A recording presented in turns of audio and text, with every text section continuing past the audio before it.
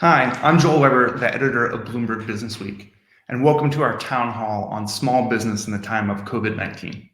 Small businesses are the backbone of the US economy, employing roughly 1 in 2 Americans, and the pandemic is pushing them to the brink. This is a community that has questions and needs answers, and we're here to help. Joining me is my colleague, Dimitra Kasanidis, a senior editor with Bloomberg News, who's led the magazine's coverage of small business for the past several years. Dimitra, thanks for joining me. Thank you, Joel. Nice to be here, and happy Earth Day to everybody. It's the 50th anniversary of Earth Day today. Happy Earth Day to you too. So today's town hall is part of Bloomberg Businessweek's Small Business Survival Guide, which Dimitra is also overseeing. And you can find more of our content and resources at businessweek.com. We have some great guests who will be joining us, and I'm looking forward to talking with them about this important topic. They are Molly Moon Neitzel, the founder and owner of Molly Moon's Homemade Ice Cream, a Seattle institution. Loren Feldman, the Chief Content Officer of 21 Hats, an online community for business owners. Rob Walsh, who's the former commissioner of the New York City Department of Small Business Services, who's now with Manhattan College. And Amanda Ballantyne, the National Director of Main Street Alliance. So as we start, I just want to say this is the second time we've been hosting a town hall like this. So please just bear with us if we encounter any technical difficulties. And also just, reminder to follow us on social media and subscribe at bloomberg.com, where you can get more content. We plan to speak with each of our guests for about 5 minutes during this town hall. And once we have them in the room together, we'll turn it into a 30-minute Q&A. And that happens to be one of the best features about this format. It's basically interactive. So if you have a question you'd like to ask any of our guests, just please type into the comments, and we'll do our very best to field as many as we can when we get to that point in the program. So at this point, we're going to make everybody go away except for Molly, and we'll start with what it's like to be a small business owner in what might be maybe the most stressful time imaginable. And Molly, you have 8 shops, rent payments, employees you've had to lay off. Just how are you doing? It's not the best time to be a small business owner. I'm surviving because I laid everybody off, basically. I had about 100 employees before this, and last year we did almost $8 million in revenue, and I'm under construction on our largest project ever, a beautiful on-view ice cream making kitchen and our largest ice cream shop in a suburb of Seattle called Bellevue. And with that production facility and store open, we were on track to break the $10 million a year mark, which almost no female small business owner does. It's a very tiny percentage of businesses that are run by women and break the $10 million mark. So that's Congratulations. Sorry? Congratulations. Thank you. It's been a big goal of mine, and I thought, maybe we would do it this year. We would definitely do it next year. Then coronavirus hit, and I saw an immediate sales dip the last weekend in February. And I got very nervous. I started emailing my elected officials saying, this is going to really hit fast. And small businesses are going to be taken out quickly because our margins are thin, especially in the food and beverage industry. And within 2 weeks, I'd laid off 95 people. So you've had some experiences that are horrifying, frankly, and we've written about them at Bloomberg.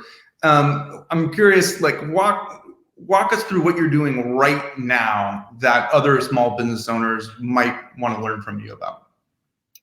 I am doing the juggle of trying to figure out how to access the federal programs that may help us, lobbying quite a bit through a small business organization I've been a part of for 12 years, Main Street Alliance. My members of Congress, other members of Congress, trying to help folks making decisions about policy really understand how things are playing out on the ground. And then working hard on pivot strategies and recovery strategies. So in those camps, I brought our pints to grocery stores about 2.5 weeks ago.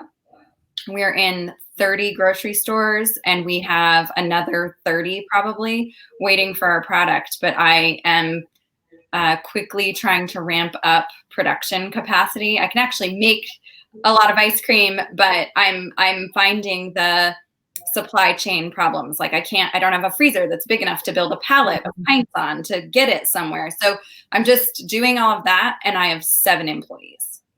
So that's crazy. And then another creative thing that I think other small business owners would be smart to think about, and I know some other people are doing too, is we're creating limited items of merchandise that we're selling through our online store, where we're, having pretty good sales right away on products that kind of give our employees an opportunity to support the company.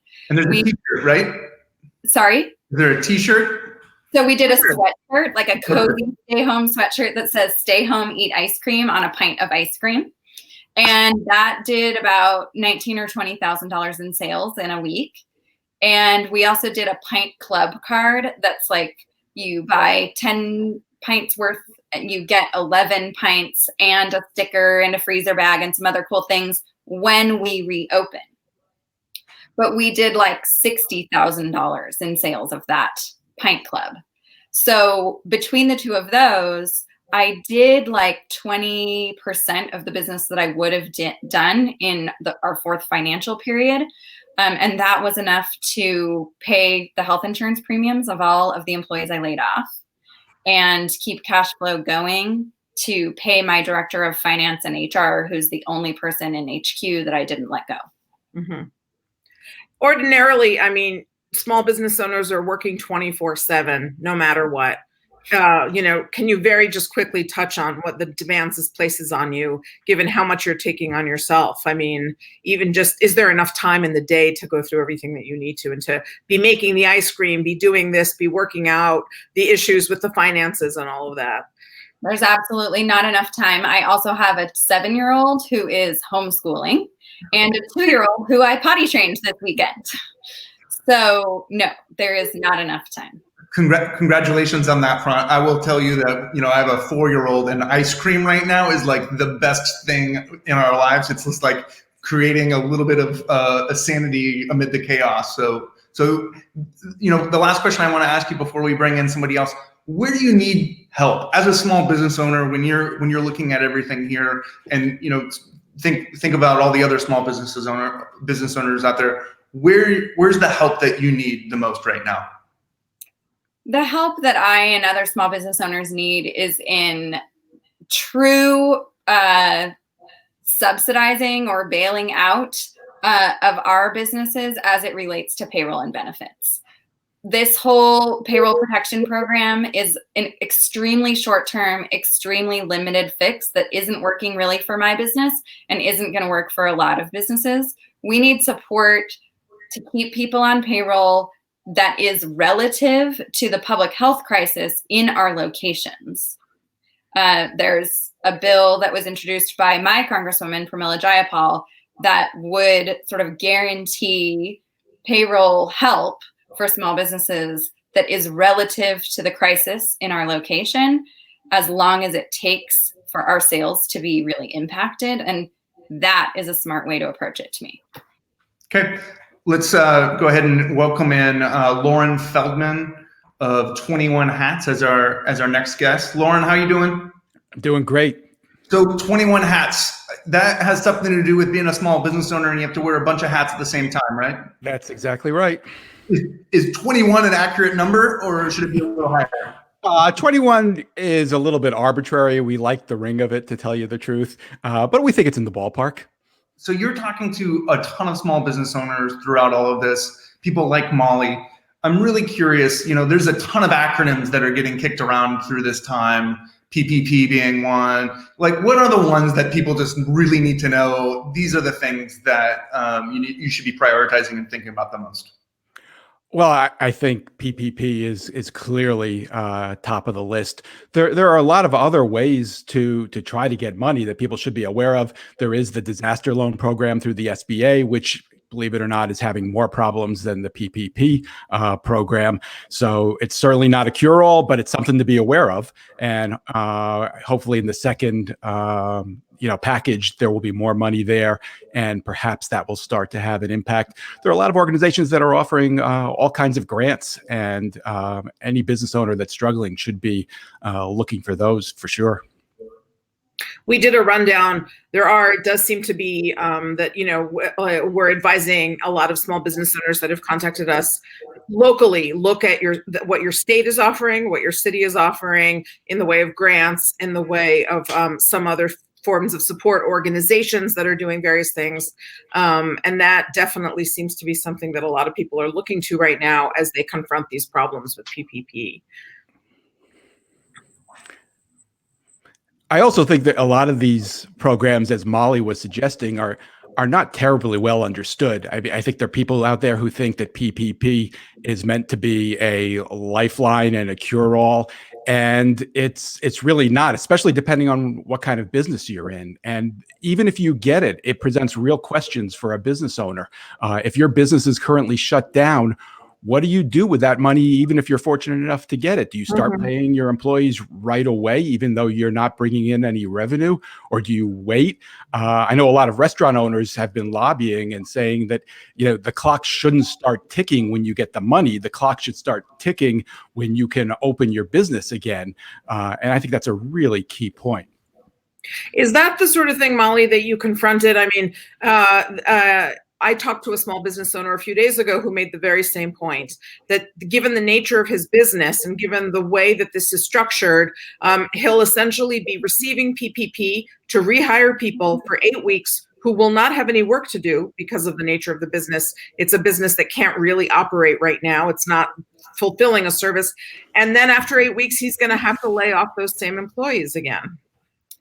Right. So the situation that we're in is we did receive the PPP. The money was deposited into our bank account on Monday, and it's $734,000, which is 2.5 times a period of payroll for us. We will use probably $275,000 of that to pay the people working on grocery right now and to reopen maybe in the first couple of weeks of June. But my 8-week clock started 2 days ago. So I really won't be able to use much of the PPP in a forgivable way. The EIDL loan, which stands for Economic Injury Disaster Loan, is a really key component of the existing programs available to me. I applied for an EIDL loan. Business Week did a great story on the troubles I've had with it. We were offered $15,000, which for a business my size is not much help. We didn't accept that offer. That offer went away 24 hours later. A week later, we were approved for $500,000 for EIDL. We were ecstatic. We accepted the loan. It went to processing. We started making plans for how to really use that. And that in combination with the PPP would be what I need to know that my business will be okay for the next year or two. 48 hours later, we were denied the EIDL. And we logged into the SBA portal and it said $0 available to you. And the portal said that I would receive an email from the SBA telling me why we were denied. It was April 17th, and it was right when the money ran out. So now there's $60 billion in the bill that passed in the Senate yesterday, available again in the EIDL program. But I'm very curious to see how it will be used. If it's going to be spread out in small chunks, like $15,000 to everybody, it's not really going to help mid-sized businesses like mine that need the lifeline of a 30-year term, low interest rate loan that I could really use for things that nobody's even talking about. Like, you know what? I should probably put sneeze guards up in all of my stuff, and that's an expensive capital expense. So Loren, when you hear stories like Molly, right, and we talked a little bit about what has been done to date, but like what do you feel like is the next steps that the small business community is going to need to rally around, and that Congress and others are going to have to respond to? What's next? Well, I think we've got to get the PPP thing as right as we can get it, and I think it as troubled as it's been, I think it's fair to point out that it's a tough thing to do, to disperse that amount of money to that number of businesses. It was never going to be easy. You've got a lot of people who come from different points of view, and to get everybody together at a time when Congress can't even meet, it's, kind of amazing in some ways that they were able to do anything at all. But they're nowhere near close to the amount of money that they need. I mean, even in this next group that hasn't fully been passed and funded, that's still not going to be enough. There's got to be a lot more, and that's part of the problem. If that loan would be much more meaningful if you knew that it was going to last as long as the crisis is going to last. But nobody knows that. We know how hard it is to get these things passed. Is the one that's in the process of passing now the last one, or is there going to be more? Most people think there definitely needs to be more, and that's really tough. So I think business owners really have to think strategically about all of this. Their options are not necessarily obvious. I host a podcast with 5 business owners. They're a lot like Molly. She would fit right in. They're all smart and resourceful and figuring out what they need to do to survive. One of the owners has looked at the situation. He did get the loan. He had his money in the bank, I think, on day one. It was kind of a miracle. And he has a faith-based business. So some of the other people on the podcast thought maybe there was some divine intervention involved with his getting the loan. But he's looked at it, and he has actually gone ahead and he's cut his payroll 40% anyway. And he did that knowing that means he's not going to be able to get the full PPP loan forgiven. But it's a low enough interest rate that he feels he's going to come out ahead doing it that way. And since he doesn't know how long he's going to be shut down, and since he doesn't know how much more money might be available down the road, he thinks he comes out ahead by reducing his payroll, even if that means he's got to pay back a larger percentage of the loan than he otherwise would if he had kept everybody on the payroll. Okay, let's go ahead and take an opportunity to bring Rob Walsh into the conversation as well. Hi there. Hey, thanks for joining us. Thank you. I want to just take a moment and encourage everybody, if you have a question that you'd like to ask us, there's a hashtag that we'll keep putting across the bottom of the screen, hashtag BW Town Hall, that will try and get as many of your questions surfaced as possible through the rest of the program. So Rob, you said something I think in our prep that I thought was really interesting, which was this PPP stuff. This is addressing payroll and restart stuff, right? It's not a long-term solution. What do you think the best long-term solution is? And this, we're asking you as somebody who's been on the policy side of this before. Yeah, I've been on the policy side and been through a couple of, unfortunate tragedies in New York. I started with the mayor in 2002, right after 9/11, went through blackouts, Hurricane Sandy, obviously, and we had to cobble together money, on restoration, but never on, something of this level. The PPP, my concern, and you heard it from Loren and Molly already, is this is taking care of a short-term problem, and that's payroll and paying the rent and a whole bunch of other things along the way. This is a marathon. It's a long way to go, and my fear of this is this money gets released, and I'm happy that it's on its way, and it's good to see the sign that there's more money going to the small banks, because it's been the small banks that have been giving resources to people like Molly Moon's ice cream. The traditional banks have stayed away from it as if it's bug spray. I looked at a survey of the Brooklyn Chamber just recently. They surveyed 281 of their members. 84% of them did not get support. So what happens here? So we have a whole bunch of people in the queue.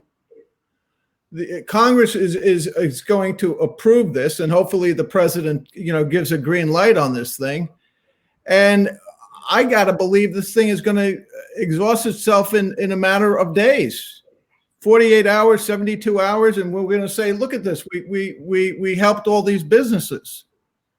But the businesses that I'm talking to, a lot of the restaurants, coffee shops, they're never going to be able to ramp up to the levels of these conditions in the PPP. I mean, it's just not there. So we have to start thinking about what round 3 is, round 4 is, but the longer term solution is a structure, I think, in city and state levels of cobbling together resources, similar to what we did and on a much larger scale that we did in New York City after 9/11. That's what I was just going to ask and follow up. I mean, what are the ideas out there now, and what have we seen? What are the examples maybe that we've put into place before that offer us that round 3, round 4, longer term solution? Where's that going to come from? I mean, are we just going to keep going through these crazy rounds with the federal government that really, quite frankly, take up a lot of resources, are exhausting? People really need to keep doing other things, and staying on top of this is also just, it seems sort of unsustainable. I think it's going to be embarrassing. I think it's going to be embarrassing what we see and what the implications of this is going to be for the haves and have-nots. The ice cream shops and those that have a long-term lending relationship with a traditional bank. I think we need to, and I think this is worth for the discussion. I think we need to give a message to the traditional banks that say it's okay to take a chance and a risk with an entrepreneur that has had a powerful impact in your city. And I don't think that message has gotten out. I think the SBA, in my opinion, got off to a horrendous start on this. It was confusing with the traditional banks. It was confusing with the small businesses. They had a number of people, waiting for a release on this. And by the time it was released, you had a line that went around the corner and then some. So how can we encourage, especially the bigger banks? The smaller banks are doing, carrying a lot of water, as you mentioned, but simply not enough water. How can we encourage the bigger banks to take more decisive action and help the small businesses that are hurting? I think that has to come from the federal government. I think it has to come from the SBA and the Treasury Department to say to Bank of America and Citibank and Chase, call them out and say, hey, look, small businesses are the backbone. As you said, when you opened up, they are the backbone. They add fabric, places like Molly Moon's ice cream. It's what brings cities together. It's the powerful impact of what has happened in center cities throughout our country. And we also employ half of America. Yeah, I'm sorry? Exactly. Well, that's the part that's so frightening, because obviously we've never seen anything quite like this before, and whatever solutions that we have feel inadequate for the scope of the problem that only gets worse day by day by day. So let's go ahead and just bring in our last guest, Amanda Ballantyne, who's with the Main Street Alliance. Amanda, hello, and you're muted, so go ahead and unmute so that we can hear you. That's okay. Technical difficulties, this is what we're trying to solve. So speaking of technical difficulties, you have a really good lens on the federal side in particular. What changes need to be made as soon as possible? Well, I want to echo, I think, what Molly and Rob have been saying about the program. I think PPP was designed, it was well-intentioned. It was designed to get money to keep people on payroll. I think the challenge is that it rolled out much slower than it needed to, and with a lot of confusion. I think in running the program through private banking stymied it in ways that were not necessary. If we look at sort of other nations in the world dealing with this, there were more direct routes than using the public banking system to deliver these types of resources. And I would say that looking at the unemployment numbers, it's really questionable whether PPP is achieving its purpose, right? Which is to keep people on payroll and to keep people secure. So I think there's a question really of whether PPP could be have small changes that improve it, or whether it needs to be seen as a stepping stone to a larger program that can, as Molly said in the beginning, respond to the public health crisis as it exists in different places over the next however long it takes until we have a vaccine. So there are changes that could be made to PPP to make business owners more able to use it in the short term. Certainly, the timing of when the loan money can be used could be adjusted and made more flexible. The ratio of how much money businesses are allowed to spend on payroll versus other fixed costs like rent, and utilities and insurance and maybe retrofitting their businesses could be adjusted to give businesses more flexibility. I think that we need to watch carefully how, what the Democrats advocated for in terms of using alternative lending institutions to deliver the funds, how that actually does work. I think the concern on CDFIs and credit unions will be the same. Many of these institutions aren't designed to handle the demand that is already existing for the money. And I think, and you'll see each of these institutions having their own interpretation of the rules because Treasury and the SBA have not been clear. So we're already starting to hear from CDFIs and credit unions that they don't believe they'll be able to offer these funds to anybody who isn't already a pre-existing customer. Right. Then you have the emergence of these financial tech companies in the lending space, which will be good because it will distribute the money faster, but they're also really unregulated. Right. And I think there's a lot of danger in sort of just quickly moving those types of companies into the lending space because of the lack of regulation and, the just adding many, many more actors into this already very confusing system. So I want to just take a moment to remind everybody, we want to get as many of your questions into this as we can. Use the hashtag @BW Town Hall and enter them in the comments below, and we'll do our best to surface as many as we can. So Amanda, I think we need to pull in the CDFIs and those credit unions and those nonprofit organizations. My experience, running something we call business solution centers in the city, during my 12 years as a small business commissioner, was the traditional banks didn't touch our entrepreneurs or our restaurants. They stayed away. And if you looked at the numbers, they made it very clear. We were able to develop relationships with CDFIs, with credit unions, with nonprofit organizations. And going into this conversation, I asked an organization called Next Street, and Loren knows who they are. They're up in Boston. They've done a lot of work with the Initiative for a Competitive Inner City. They're working with Cincinnati now, the Columbus, Ohio, and Chicago, trying to get the local governments to develop some of these programs now. And I think that's, Joel, I think that's what we need to start doing nationwide is getting, in Seattle, the Downtown Seattle Partnership, bringing together some of the financial institutions, the foundations and others to make sure that we have something long-term and structured. I agree. I also think that the federal government needs to play a bigger role in providing the funding because I think that there are some large states that will be able to provide a high level of support for small businesses, but that won't be equitable across the country. There just isn't the sort of density in public revenue available. Well, part of the problem that I saw up front is a lot of the governments, the local governments, they don't have the capacity and they have not been in this business in the past. I agree with all of that. And I think it's really important to keep in mind that if our hope is that we're going to solve this problem by having the big banks figure out that small business is important, we're going to be waiting a long time. And we had this conversation after the Great Recession too. The fact of the matter is the big banks do not see small businesses as their profit center. And, until that changes, they're not going to change. So I think, we have to look at banks who really do care about actually lending money to small businesses as opposed to just taking their money in a checking account. And entrepreneurs have to think about, developing relationships with the right people. I think if there's any lesson coming out of this for a small business that does manage to survive this crisis and wants to look forward to the next one, you have to think about the relationship you have with an institution. And it's not enough just to think that, they answer my emails, they take my phone call, and they take my money in the checking account. You should probably go ahead and borrow money whether you need it or not and find out if this bank is interested in lending to a small business. And I think, the answer lies in there somewhere.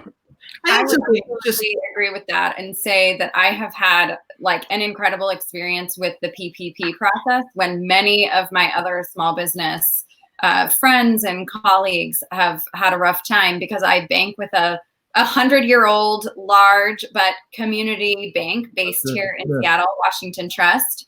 who I've built a relationship with over the last 10 years, and I've borrowed a lot of money from, and we have a great relationship.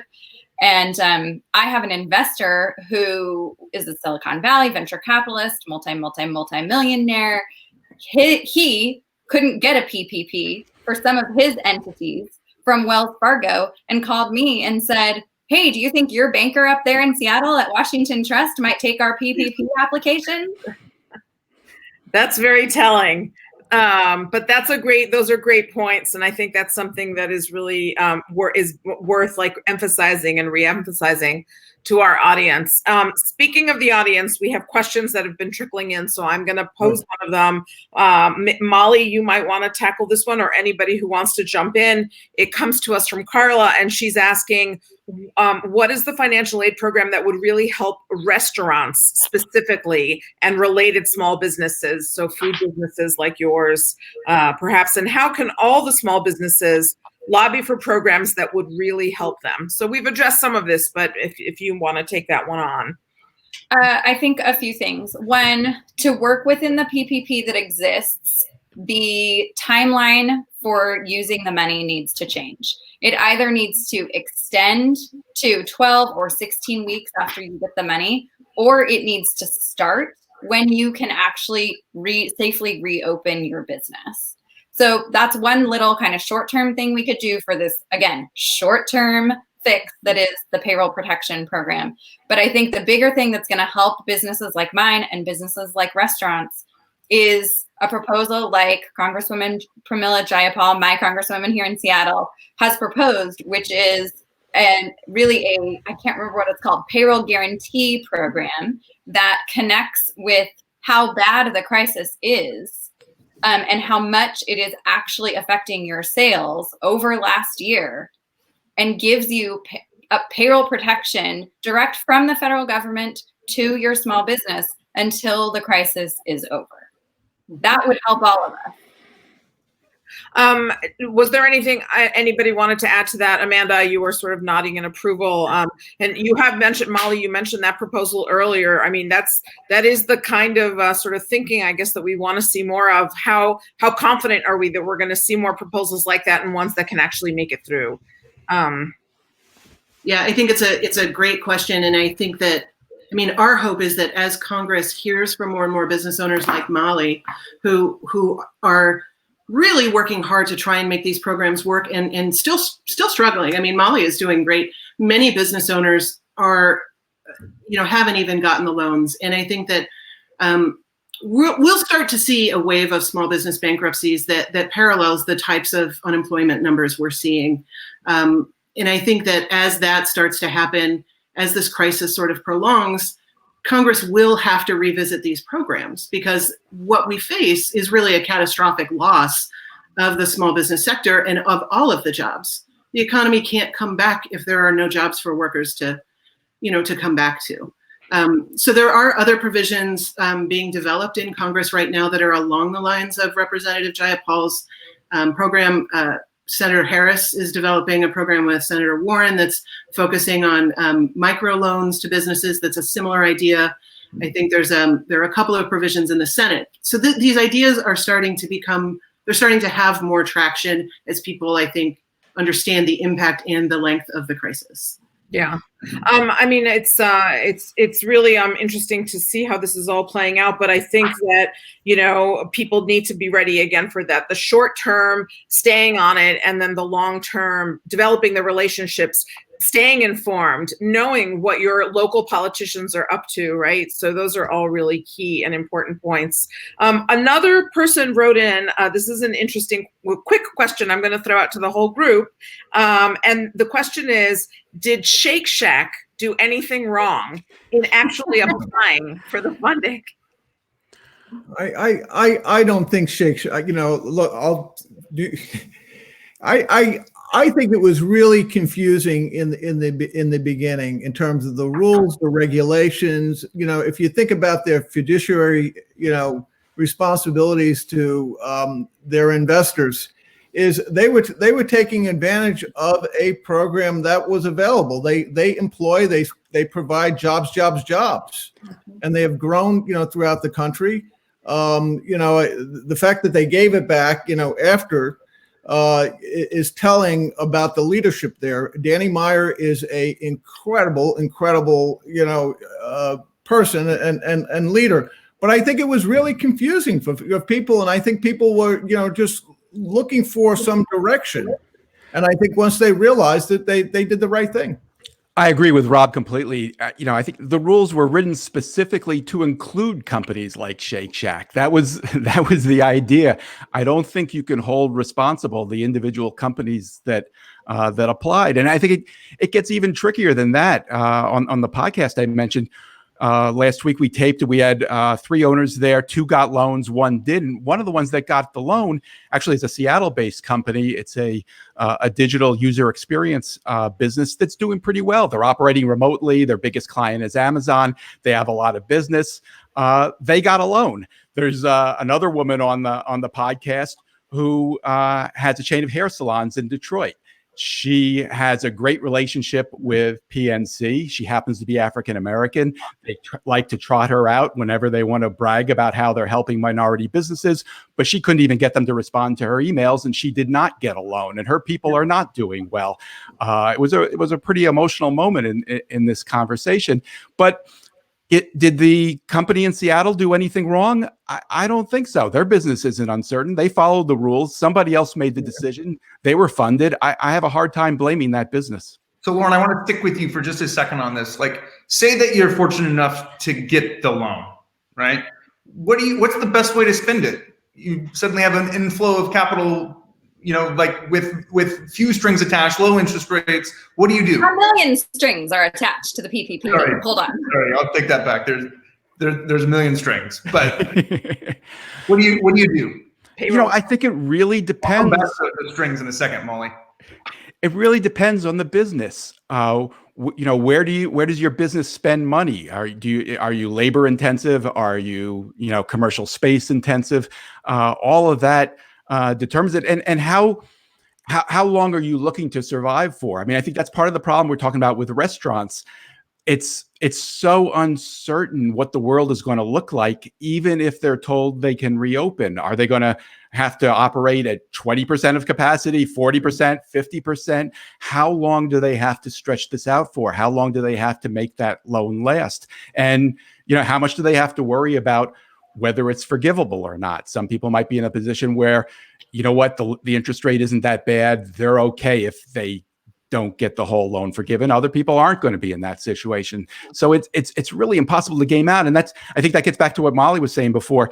It's so unfortunate that we're operating in this situation where we do one round and then we'll wait and see how long that lasts. Well, it's going to last 2 days or 72 hours. And then maybe we'll do another one. There's no certainty involved. So how do you plan in that situation? If we knew, if the rules were being written right now so that this is going to last for the duration and we're going to get you through this, business owners would be in a very different position.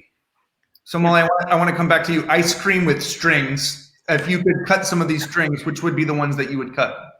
Well, I just want to clarify exactly the rules of the PPP as we know it. The Payroll Protection Program requires that you use the money in 8 weeks for it to be forgiven on 75% payroll and the other 25% on rent, utilities, and interest payments. The rest of the money that you don't use in that way turns into a 2-year term. Yeah, the interest rate is good. It's 1%. But who in these uncertain times can pay back a giant loan in 2 years? Keeping that money would be stupid. And I might do it, but only because it's a last resort and I haven't gotten an idle. I think that the strings attached to the Payroll Protection Program make it a very unwise business decision for almost any CEO to make. There are some who've asked the question too, and I think this gets to the confusion, and there is a lot of confusion. I mean, as much as they're trying to clarify this, one thing I would like us all to talk about in a couple of minutes is, beyond all of these issues, what are ways for people to very effectively understand what they're dealing with? But one of the pieces of confusion was just this they say it's forgivable, but what if it's not forgivable? Or what if somehow the terms change on us later? And is there going to be any risk at all about maybe some of this, more of it than I intended, being forgivable? So I'm nervous taking this amount of money because I'm not really totally sure what I'm signing on for here. You should be nervous. Say to that. I definitely feel that way. I do want to get back to, I think it was you, Joel, who asked, how should people be using PPP if we got it like I did? And one thing that my major investors and I all agree on is we should be using the money now in this 8-week period on labor that we can consider an investment in the future solvency of the company. So that's going to, again, look different for every business. But for me, it means that I had a bunch of conversations this morning with my team about ramping production up for grocery pints and filling all 9 walk-in freezers in my company with grocery pints. I don't know where I'm going to put all of the tubs of ice cream that we normally scoop out of that are currently filling all 9 walk-in freezers, but it's going to be worth it for me to find third-party storage, frozen storage for the tubs so that I can employ as many people as possible in the next 8 weeks making ice cream for grocery stores so that I don't have to spend that money after the 8 weeks. So Rob, get creative like that, I think, that's one way that you can make the PPP more usable. Yep. But I'll also say, this is an important point. We're hearing from many, many business owners who are being advised by their accountants not to spend the money and to just park the money in a bank account because the terms are so unclear and it's so risky. And these are small businesses, real small businesses who have close relationships with their banks and got the money. So I think I wouldn't say that there's enough clarity or certainty, even for people who do have the money, that they should use it at all. And just to double down on that, I think just yesterday, Marco Rubio, who was very important in getting this legislation passed, tweeted something about going after businesses that took the money that didn't really need it, and that those loans may not be forgivable. Now, that we may all agree that companies that didn't need the money shouldn't have taken it, but who's going to decide whether a company didn't need it or not, and on what basis? And I think that's why people should be nervous. So I will also just bring up a question, and Amanda, I'm going to direct it to you. A lot of people are suddenly finding themselves in dire circumstances, but yet the circumstances are bringing out also some entrepreneurial spirits. And if anybody wants to start a business right now from scratch, what should they be doing if you're in that boat? Well, I think it's hard to start a business from scratch right now because there's no credit available. But I do think that one of the things we've seen is very, very creative pivoting, like what Molly is doing. And Molly is really a leader in Seattle. She's leading a lot of conversations with business owners about how to think through pivoting to respond to the moment. And so I do think that we're seeing pretty creative and ingenious ideas coming out from businesses who are thinking about new ways to advertise, new way to deliver services, new markets to tap into. And so that is really great to the extent that those pivots can be made, and money to support those kinds of pivots from the federal government or state governments would be a very, very good public investment. So Molly, I want to go to you with a follow-up to that, which is help me understand the art of the pivot. Right now, what if as a business leader, what strategies are you inspired by right now to really figure out how to pivot successfully? Well, I think I'm just looking at, how people are living their lives and how, like Dimitra said, people want ice cream. Ice cream is such a joyful experience, even in a hard time, and a comfort. I would say I've been most inspired in the last couple of weeks by some customers of ours who we saw on a Facebook video that went viral and was on the Today Show. 2 dads, their kids are stuck at home. They're 2 and 4, they look like in the video.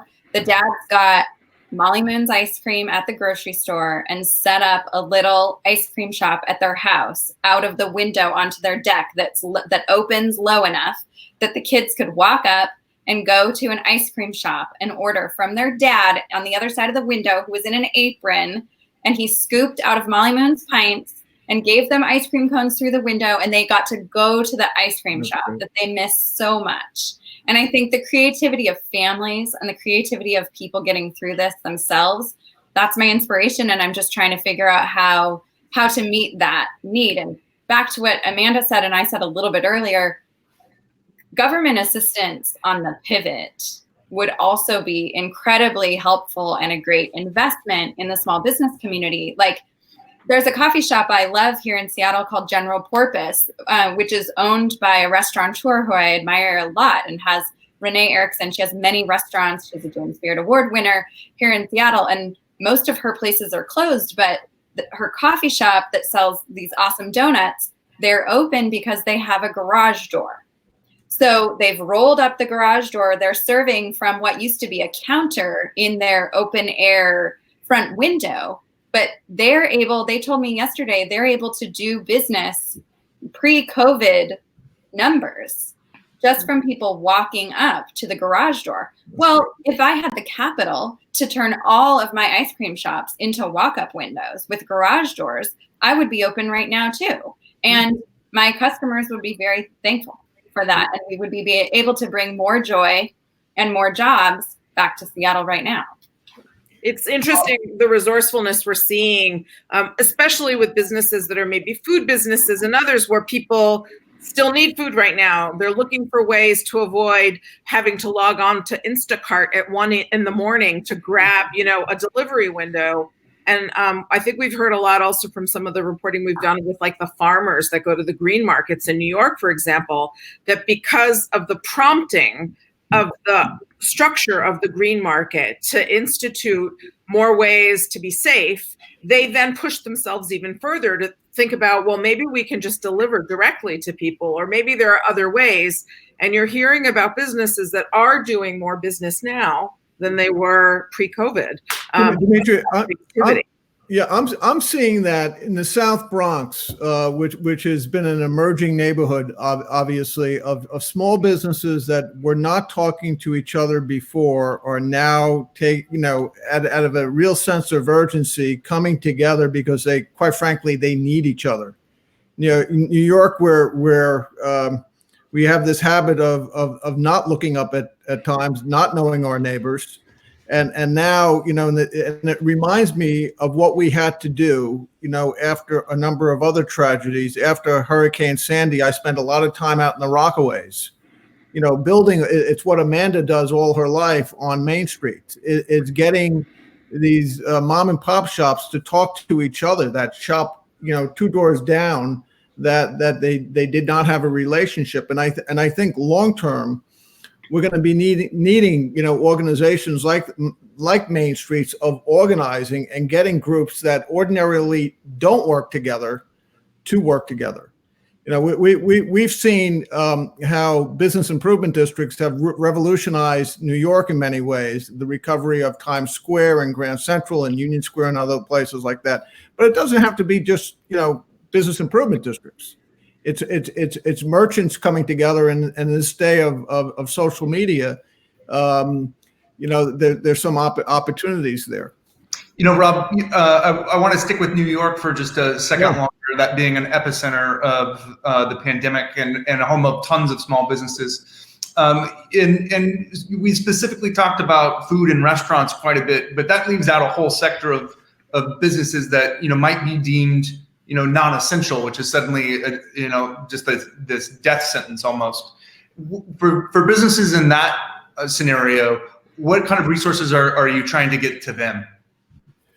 You're talking about a whole creative, tech and, all the stuff that's happened down in Hudson Square, architects and graphic designers and artists and, others that have come together.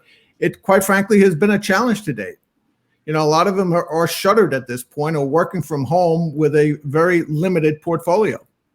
We need to get in place something longer term, not PPP, but whatever that next version is of a program. Yes, city and states need to step up, but we still need resources coming from the federal government on that front. Amanda, do you have an acronym that you'd like to coin right now of what should become the next thing that Rob's talking about? An acronym? Well, that's a challenge. I mean, if people want to call it the PPP, call it the PPP, but fix it, fix it and develop it so that there are multiple vehicles for moving this money to businesses, including direct payments to businesses. Joel, I think of, just to rebound, and I've had 20 seconds to think about it a little bit, but the old community development block grants, where it really challenged states and local governments to do creative things, to make things happen, to bring things together. We're gonna need a lot more of that, but it's going to have to start at the top. Yeah. I can't agree more. I think that with a good partnership between federal funding and state-based or city-based infrastructure, lots could be done to help businesses both retain employees, bring employees back, keep people connected to their jobs, and give businesses the money that they need both to stay out of structural debt and pivot. And we need to do it because this is going to be 2 years, Yeah, and if you can look at the positive on this is, a lot of our city, Molly, your city, Seattle, has come such a long way in terms of the creativity and people working together. They know how to do that now. Where in 20 years ago, when we start talking about our center cities, many of them were dying or people were leaving. These are really great suggestions. I mean, we have gotten this stream of questions about other types of businesses. We did talk, because of Molly, but for good reason, about certain types of food and restaurant businesses. But I think if our listeners are paying attention to this, we're talking a lot about being resourceful, being creative, finding the support through communities, whether those communities are small business owners like yourself, small business development councils. One example is a realtor who sent us a question and saying, how do I get help? I'm a realtor. It's just me. A contractor who sent a question through about being a contractor. So those are all areas we're intending to focus on and look at more carefully. I don't know if there's anything more specific we can offer them right now quickly in addressing those questions that are a little different than the nature of the businesses we've been talking about. But I think the points about community, seeking out the help, coming together, finding people who can advise you and be a sort of informal advisory network, those are key, because there's so much coming at you. You have to be able to really figure out so many things and yet survive. So I don't know if anybody wants to react to that at all. Well, I do think that it's worth saying that there is interaction between the federal small business relief programs and the unemployment disaster assistance program that can help sole proprietors and independent contractors. And there are problems, there are challenges with how those programs interact and whether they provide the right kind of support, but it's not nothing. And people should be aware that if you thought that you were not eligible for unemployment before as an independent contractor, you may be now. And unemployment has been improved at least temporarily until midsummer. So I think it's also important to note that undocumented workers are not eligible for unemployment or disaster unemployment. So there are pretty serious inequities with that kind of construction of the safety net. And so for that reason, keeping people connected to their jobs is preferable in this time. So when we're talking about businesses that go beyond the restaurant sector, kind of thinking through what are the specific rules for gig workers and independent contractors, and how could we also improve these programs for those people, is something that we do need to be talking about. Loren, you look like you were about to say something a moment ago. Do you want to jump in there? Yeah, I was just going to say, I don't want to be negative, but I think there is one other challenge that we haven't addressed, which is this whole issue of the rush to try to reopen the economies around the country. And you referred to New York as being an epicenter, which obviously it is. There are a lot of other places that have had lower incidents and think maybe they're closer to being able to reopen. And that just introduces a whole nother level of uncertainty for business owners who have to think about, what life would, what happens if Molly were told that she's allowed to open tomorrow? Would that be a good thing? Would she be able to do it? Would she be ready? There's a lot to think about in that area. And that's just one more piece of uncertainty that people have to think about when they think about how to use the loan money if they're fortunate enough to get it, and how to plan for that uncertain future. Okay, I'm going to do a little bit of a round robin here to help us wind out. Amanda, I'm going to start with you.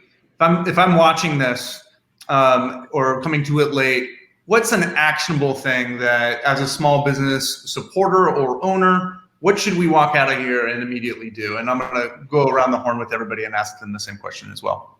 I think that this is a public policy problem first and foremost. And I think that people should be talking to their representatives about how urgent it is to really get funding and support and more long-term predictability to the small business community by fixing the PPP and improving it and giving that certainty to the small business community. And Rob, how about you? What's the actionable takeaway that you want people to have right now? I would be saying to small businesses that I would be asking them, what is your local government? What is your state government doing? What are they putting in place long-term to help and leverage more resources? Loren, you get to talk to a number of small businesses. What are you hearing from them, and what action needs to be taken? Maybe I would choose, we've covered a lot of ground here. I would choose to look ahead a little bit and try to think about what lessons might be taken from this crisis and might be used to prepare for, life after the crisis, and, maybe even the next crisis that we will all surely deal with one day. And, that's thinking about things like,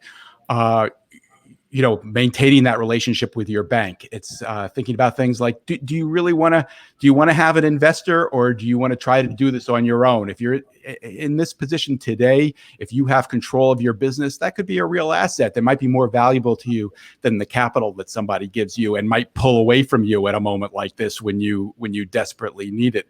I think it's thinking carefully about the lessons to be learned from this crisis.